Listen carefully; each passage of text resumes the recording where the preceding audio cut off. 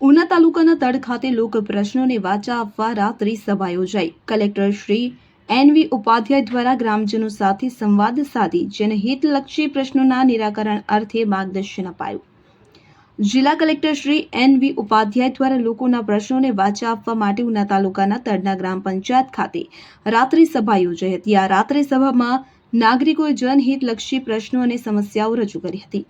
રાત્રિ સભામાં નાગરિકોએ સ્ટ્રીટ લાઇટની સુવિધા, ગ્રામ પંચાયતના ગૌચરની જગ્યાના પ્રશ્નો, ગામ તળના પ્રશ્નો સહિતની મુશ્કેલીઓ રજૂ કરી હતી।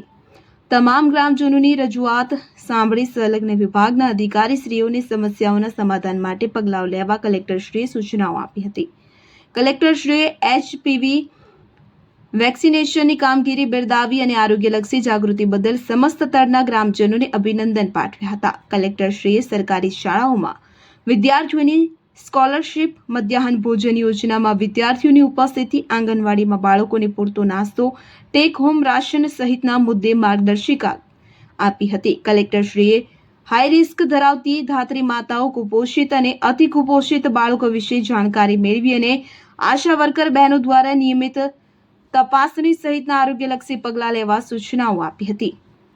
પીએમજેવાય કાર્ડની રિન્યુઅલ પ્રક્રિયા એફપીએસ અંતર્ગત અન્ન વિતરણની જાણકારી મેળવી 1 અઠવાડિયાની અંદર જ બાકી રહેલી અન્ન વિતરણ કાર્ડની કામગીરી પૂર્ણ કરવા કલેક્ટરશ્રીએ સૂચના આપી હતી।